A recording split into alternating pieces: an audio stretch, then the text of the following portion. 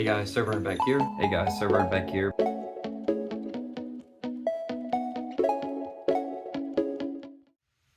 Hey guys, SirVern back here, and today I'm reviewing Flower for the PS Vita. I'm going to go over the same 5 categories I always do: graphics, performance, gameplay/story, replayability, then fun factor, give each category a score from 1 to 10, average them up, and then talk about the game a little bit. So Flower is an artistic game where you control the wind, gather flower petals, super artistic. It came out February 12th, 2009. It's also on the PS3 and the PS4. But yeah, so we'll start with graphics. So graphics are good, especially for the Vita. They look really good. It's a pretty game. Although there's not a ton going on, it's just flowers, fields, trees. So that's gonna influence the score a little bit. So I gave it an 8, which is good. You know, it's a really good looking game. Like I said, especially for the Vita. The next category is going to be performance. I had no issues with this game. I started this game in the hospital, so the gameplay might look a little rough, and it's on a handheld, and I have no other way to capture this footage. So, but I had no issues with performance. Worked all the way through, not a crash, nothing like that. So everything worked as intended. So 10 for performance. Next category is going to be gameplay/story. So I think from what I remember that people really liked this game, and I liked this game, but I did not love this game. If you've played Journey or games similar to that, you'll have an idea of like what to expect. It's just a super artistic, up to interpretation kind of game. The story is just kind of there, but it doesn't explain what's going on. It's just kind of up to you, I guess. The gameplay is fun, I guess. It's you just float around. It's not really puzzles to solve. You're just kind of doing stuff, opening new areas, and you can't even spoil this game because there's like nothing to spoil. It's not a bad game. It's just different.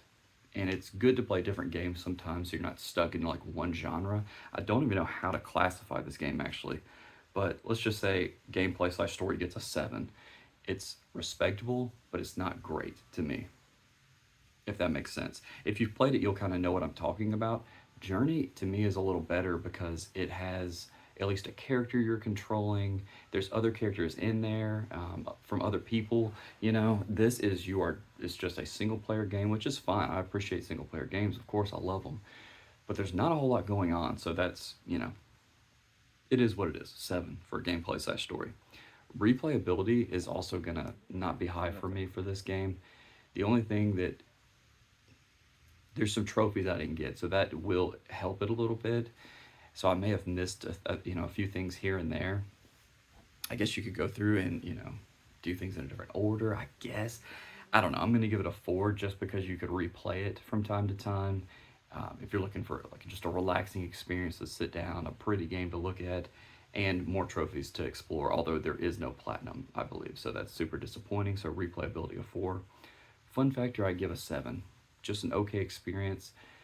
I was in the hospital having my first child when I started this game. I just finished it a day or two ago.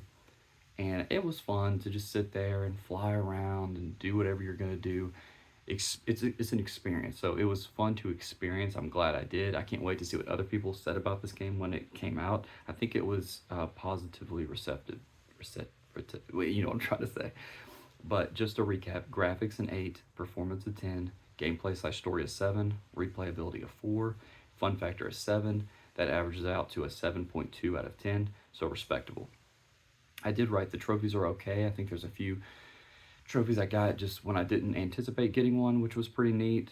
There's a few things after I beat the game, I looked through the trophies, and a few things I didn't get that added to the 4. I know that a 4 is still low, but at least there are trophies in this game that help you go, because if there was no trophies in this game, you might play it one time, maybe twice years down the road. But trophies give you at least a goal, because there are no goals other than unlocking the next path, if that makes sense. So next thing I wrote is the story is definitely up for interpretation because you really don't know what's going on.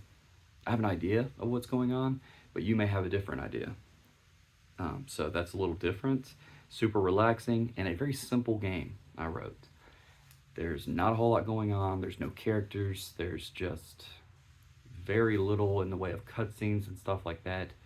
It sounds like I'm ragging on the game. It is a neat game, and I'm glad games like this exist, but it's definitely not for everybody. It's also on the PS3 and PS4. I don't know if I said that, but I played it on the Vita because I needed a handheld game at the time.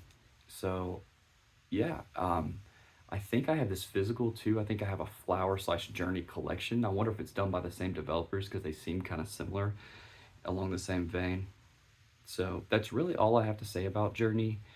I definitely recommend it because I think it's just dirt cheap at this point. Digitally as well, it's probably dirt cheap. But that's all I got. SirVern out.